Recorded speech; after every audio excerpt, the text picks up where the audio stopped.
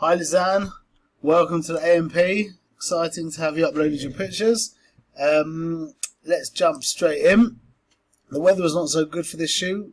It started drizzling and the ground was wet as it had been raining a lot in London, so I struggled with family photos and wanted to take these down so I'd have the faces close together. Okay, yeah, you have to work around that. I did bring a rug, but the family ones didn't come out as well. Also, looking at the images, I see the depth of field might have been better shallower, but I worried about not getting people in focus if I had too shallow depth of field. So it's a very important thing to worry about, and it's always better to have a shallower depth of field and people in focus. No one will ever complain to you and say, oh, the background is a little too sharp.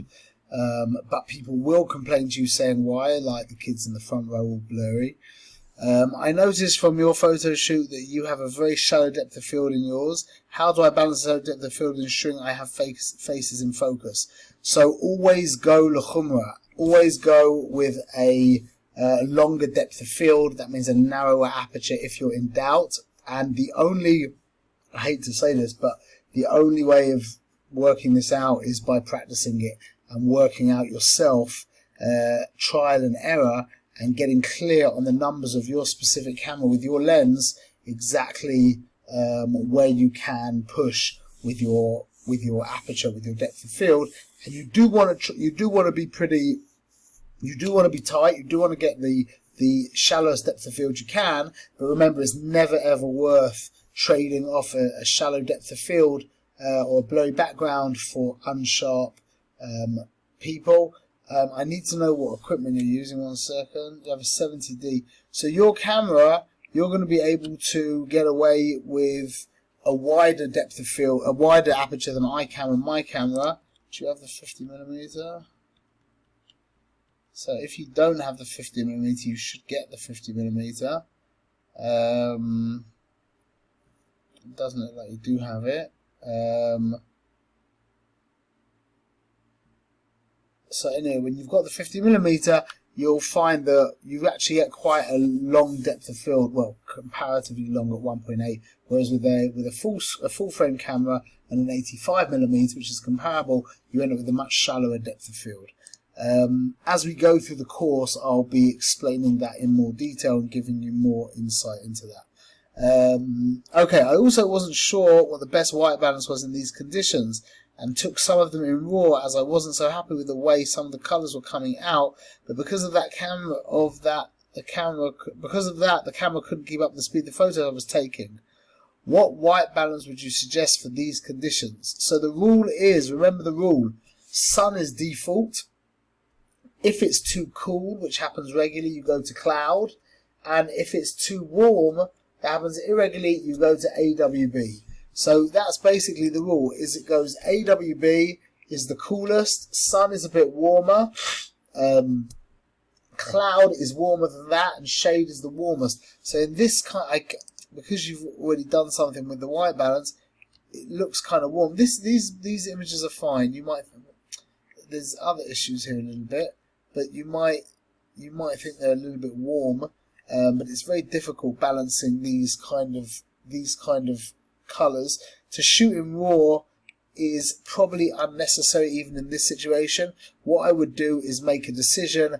If things are really looking too warm, go to AWB, keep your camera in AWB, shoot all the pictures, and then when you get back into post, you can do a batch edit and get everything basically on, nail it.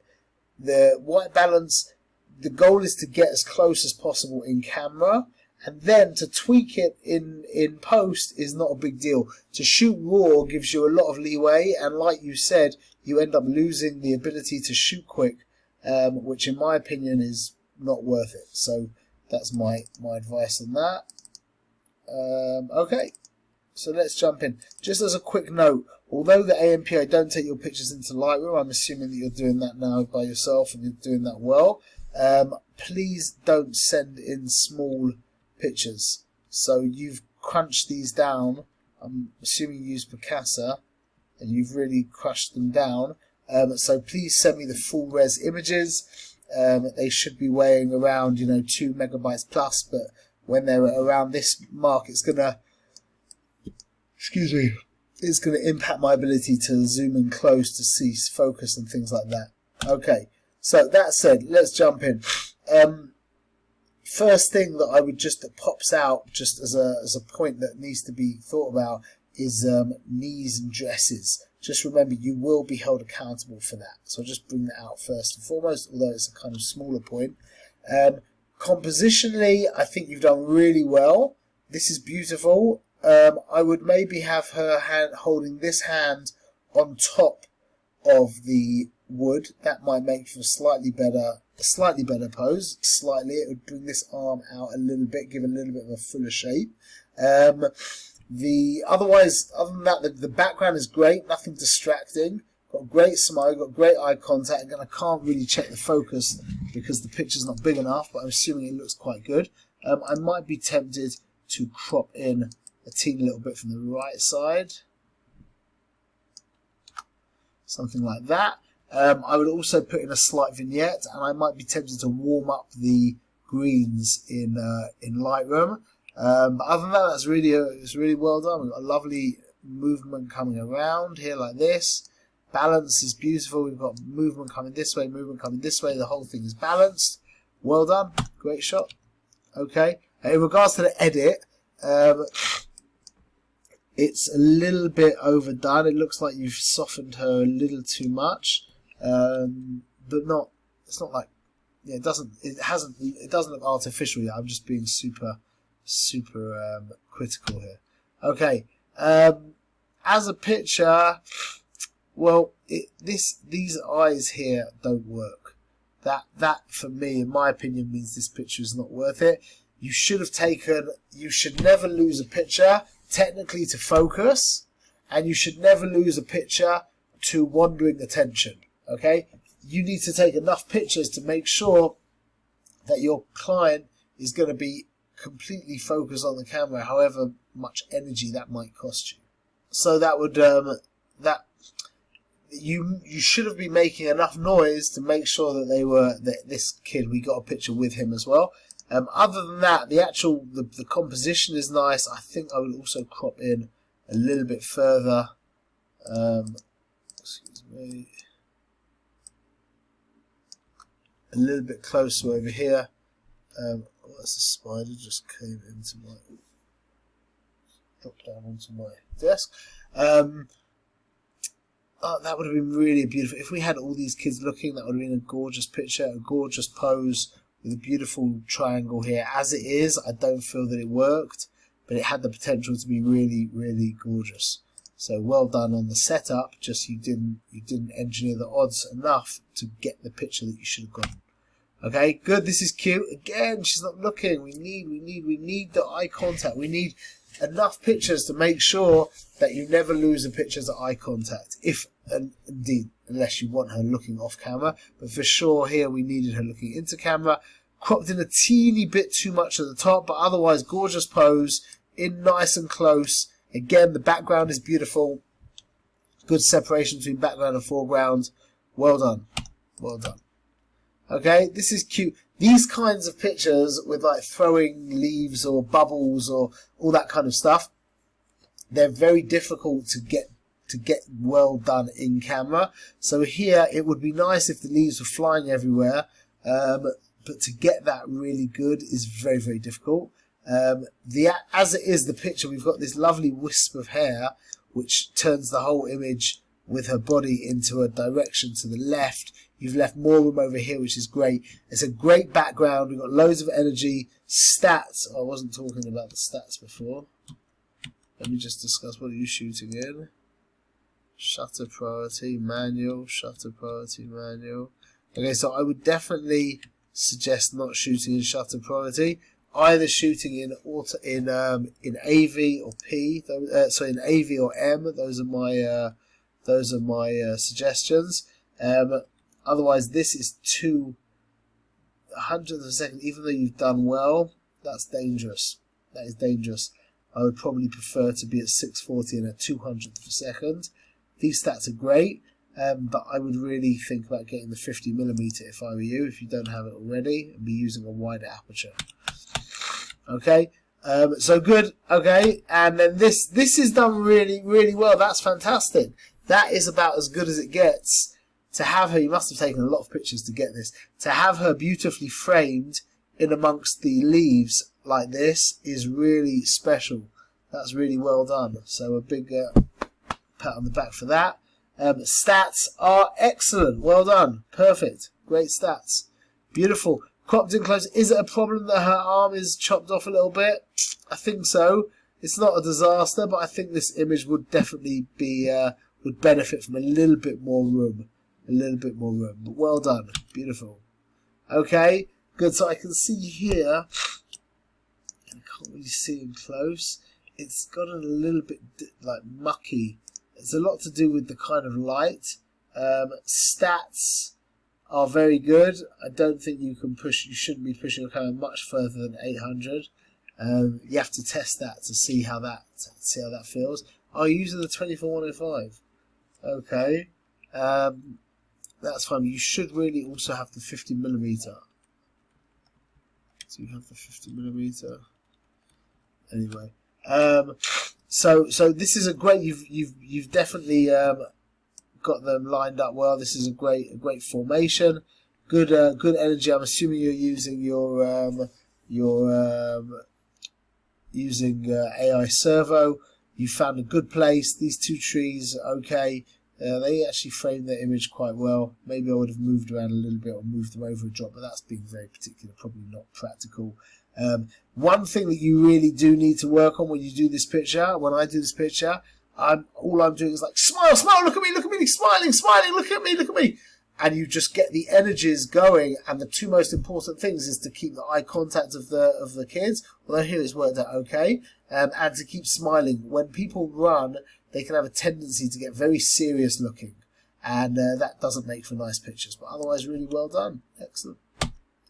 Okay, good. Also good. This light is basically to do with the overcast day, and it's very difficult to get away from this. It really is difficult to get away from this. I haven't really got much,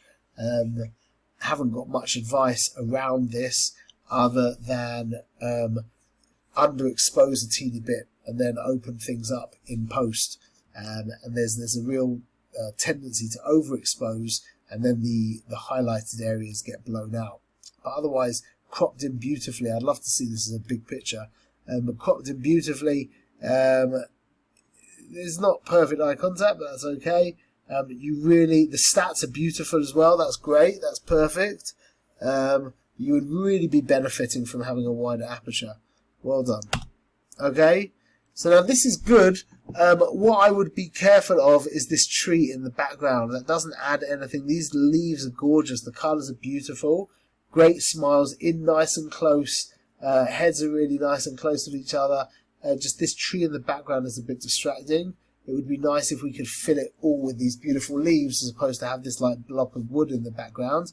Other than that, this is just, we've got this lovely shape over here which works together. I think I would be tempted to crop a little bit off of the right side.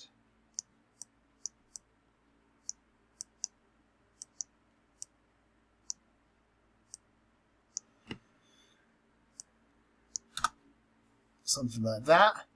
Great smiles. The light as well is very good on their faces. That's probably because they're in the shade of the tree as opposed to the shade of the clouds. So well done. Good stuff. Okay, good. Nice pose. I always love putting Mummy's hand on Daddy's tummy. It's nice, especially when he's wearing a jacket. You can have her like hold the lapel kind of thing, which is a very nice kind of. It's casual and formal at the same time. I like that you've used the tree to prop his leg, which is nice. Another way of using this tree is, can I find an example in one of my shoots? Probably. I can't remember any of these names.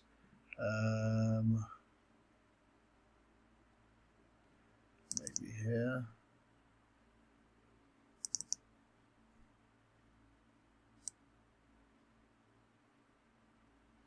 Oh, here's the hand on the belly picture. There's also this pose as well. And then there's another pose with the tree where the father can hold onto the tree, and mummy can either hold like that or put her hand on his belly again. I don't know. Maybe I've got one in the full portfolio.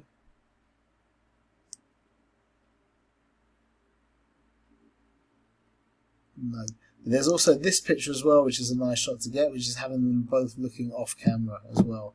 But I think you get the message. Okay. So that's also another option, but the way you've actually got his hand posed on his leg works really well.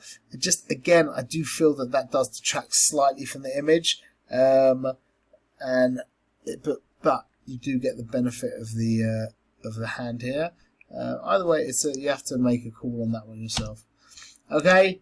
Good, this is cute. What I would be doing for a picture like this, though, is getting in really close and zooming out all the way. So I'm in like really close and get down low. So you change everything into like big power. Because once you're low and you're in close, all the lines kind of, when they come like this, like into a strong triangle, and that will add can add a lot of energy to the picture. Okay, stats are great. Well done. Okay, into your flash homework. Now, let's have a look here. Highest roll. I had real problems with my flashlight. I tried many times this week, and most times the flash wasn't firing. I spoke to Justin troubleshooting with him, and eventually realized the flash wasn't connected tight enough to the hotshot of my camera. There you go. I have set the settings to 200 ISO and 200 shutter speed, and my aperture was its lowest for this lens, which was 4, but I still found them a bit dark. I tried moving the flash around a bit, looking forward to learning more on how to use it better. Okay, so I get you. That's fine. You haven't said what most people say. Most people are like, oh, I can't do this. I don't know what to do. I hate it. It's horrible. I'm like, okay, imagine, starting playing the piano and you turn around after the first class and you're like, oh, I hate this. I can't do this. Okay, you have to practice. Flash is all about practice, just like photography is all about practice, more so Flash. There's a million things that can go wrong with Flash, technically things. For example, maybe the batteries had ran out. Maybe the batteries from the slave had ran out from the sender, or maybe from the receiver, or maybe the flash wasn't put on properly, or maybe it wasn't tight enough, or maybe it was on the wrong mode, or maybe etc. etc. I could go on. There's so many reasons why the flash might not fire. And you're lucky you've got us here, so we're always here to help you. You can always try and be in touch with me as well, and I'll always make time to sit on Skype and show you what to do. But don't let these things like dent your enthusiasm. And in regards to we haven't really gotten there yet, but when it's too dark and you've got a couple of options, which will be either opening your eye. You've got 3 options. Either opening your aperture, which you said you couldn't because you were widest. You could raise your ISO, which you could have done, or you could have powered up your flash, which you also could have done. So, or you could also, fourth is you could bring the flash closer as well.